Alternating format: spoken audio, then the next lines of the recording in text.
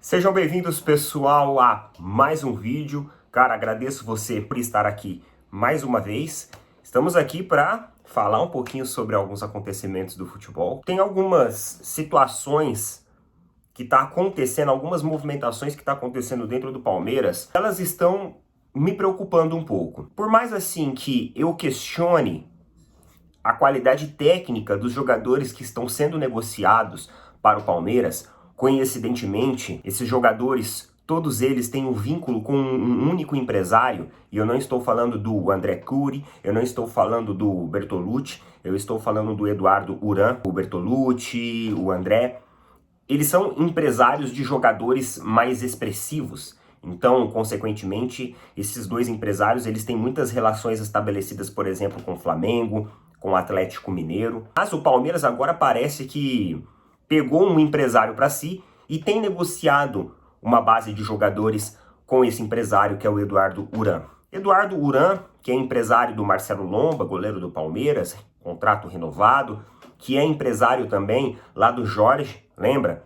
Que o Palmeiras paga um salário, inclusive, de 1 milhão, agora vai negociar ele com o Santos. Empresário do Bruno Rodrigues, recém-chegado no Palmeiras, tem um amigo meu que ele é palmeirense, e ele acompanha um pouco da trajetória do Bruno Rodrigues, e ele falou que antes mesmo de surgir o nome do Bruno Rodrigues no Palmeiras, ele estava falando para mim, ele falou assim, cara, eu acredito muito no futebol do Bruno Rodrigues, eu acredito que o Bruno Rodrigues é o nome certo pro Palmeiras, porque antes mesmo de falar em Bruno Rodrigues no Palmeiras, eu já pensava, o Bruno Rodrigues poderia vir um dia para o Palmeiras. Então ele bota muita fé de que o Bruno Rodrigues vai fazer um bom trabalho. E agora nós temos também o Caio Paulista, que está surgindo toda essa questão de estar perto da contratação, isso e aquilo. Já falei até num vídeo que já foi até contratado. Para mim, esse jogador já está contratado pelo Palmeiras. Só falta mesmo aquela parte burocrática, a parte ali de documentação, exames médicos. Mas para mim, o contrato, o tempo, salário, já está tudo certo, já está tudo estabelecido. Até falamos em um vídeo aqui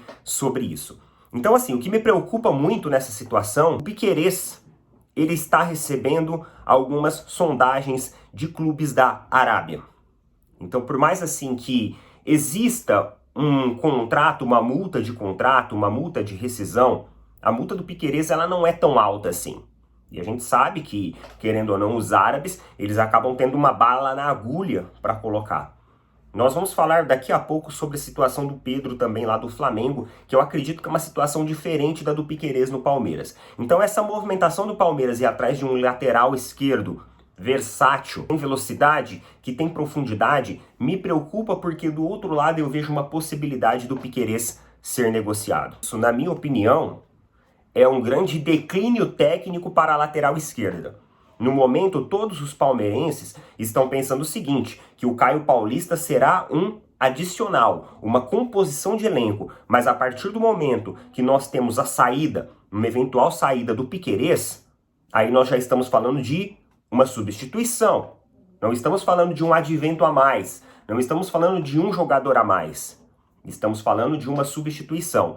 E esse silêncio que o Palmeiras adotou agora nas suas negociações, né, diz que todas as negociações vão ser silenciosas, contratações repentinas, vendas repentinas. Obviamente que esta é uma estratégia da Leila para os torcedores não ficarem enchendo o saco na internet, o que eu acho um erro, porque o torcedor tem direito sim da sua opinião e ela tá tentando burlar, ela tá tentando desviar isso, tirar isso do nosso foco. Tenho realmente medo de perder o Piquerez, porque nós estaríamos substituindo uma qualidade técnica no momento inquestionável. Se o Caio Paulista eu já não estava gostando muito, confesso para vocês, como uma composição de elenco, se realmente o Piquerez sair, isso me preocupa bastante. Espero que a chegada do Caio Paulista não seja em detrimento à saída do Piquerez. Vamos lá, vamos continuar falando aqui. É o seguinte, pessoal, eu não sei se vocês lembram, meses atrás, o Fluminense jogou contra o River Plate.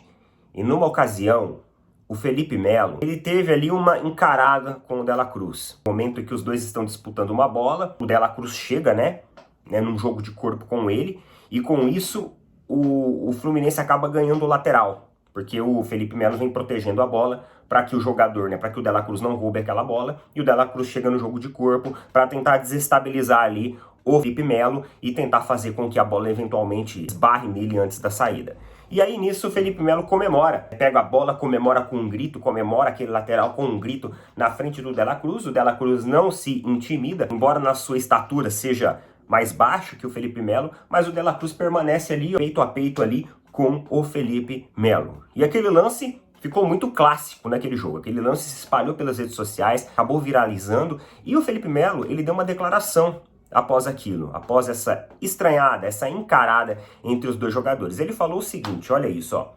Comemorei o lateral porque ele tentou me acertar por trás. Sou forte e por isso gritei em cima dele. Mas ele é um grande jogador. E hoje na América do Sul está entre os 3 melhores meio-campistas que existem. Ele tem gol, corre todo o campo e tem aquela garra uruguaia.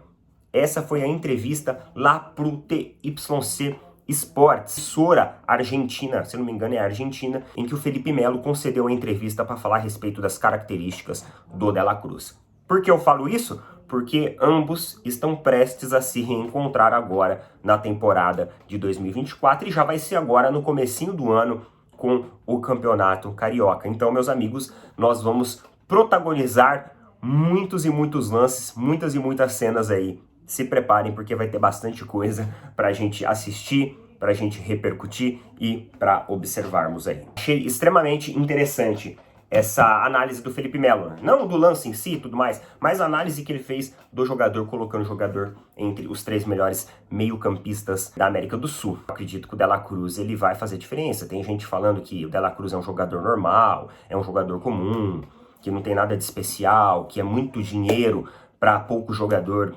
Eu discordo, eu não acho isso. Eu acredito que o De La Cruz ele tenha uma inteligência tática, é um jogador diferenciado sim, em suas movimentações, em sua dinâmica, um jogador extremamente flexível, consegue jogar por ambos os lados, e a gente viu ali no mapa de calor dele, que eu mostrei antes de ontem aqui no canal, e nós vimos ali realmente que o jogador, ele é um jogador muito, muito participativo. 2 assuntos para a gente falar aqui, o Flamengo bateu mais de 1 bilhão em contratações. Falar em De La Cruz, que custou 79 milhões aos cofres aí pagos à vista do Flamengo. O Flamengo, desde 2019 para cá, bateu mais de 1 bilhão em contratações, incluindo contratações como Everton Cebolinha, Pedro, Gerson, o próprio De La Cruz, figuram entre as contratações mais caras. A contratação mais cara de todas elas, se eu não me engano, foi do Gerson, que passou mais de 90 milhões de reais, final do ano passado. Então nós estamos falando de um montante financeiro absurdo, de um montante financeiro surreal. E só para vocês terem uma ideia, as dívidas hoje de Corinthians, de Atlético Mineiro, elas são mais de 1 bi em dívidas. O Flamengo tem mais de 1 bi em contratações. Isso considerando comissões, luvas, enfim, toda essa parte, todo esse arranjo de negociação, eles acabam entrando dentro dessa matemática. Um valor realmente muito expressivo, um valor que mostra um fluxo de caixa absurdamente saudável, mas que a gestão tem as suas falhas, mas financeiramente falando, né, no seu corpo financeiro ali, nas suas negociações, tem sido uma gestão bastante responsável. E por falar em questões de gestão bastante responsável, né, por falar desses assuntos, o Pedro está recebendo uma sondagem lá do mundo árabe. E para mim, meus queridos, a situação do Pedro ela é diferente do Piquerez. Por que eu falo isso? Porque hoje o Pedro ele tem uma multa de 100 milhões de euros. É um jogador que teve agora nesta temporada um declínio na sua produtividade, lá quando passou principalmente Vitor Pereira, Jorge Sampaoli, só que ele acabou retomando esse fôlego agora no final do ano com o Tite, e mesmo numa temporada mais discreta, ele ainda fez boa parte dos gols ali, foi ali um grande jogador, foi um grande artilheiro da equipe. Então eu acredito que em 2024 ele vai retomar essa ascensão dele, porque é um bom jogador. O Tite sabe como que o Pedro joga, ele conhece as características do Pedro. Desde lá da Copa do Mundo, o Tite já falava sobre a principal característica do Pedro, era aquele jogador de setores terminais. Na minha opinião, no novo composição e arranjo tático da equipe do Flamengo, o Tite ele vai buscar trazer essa função de novo para o Pedro. Na verdade, ele já buscou isso agora nos últimos jogos.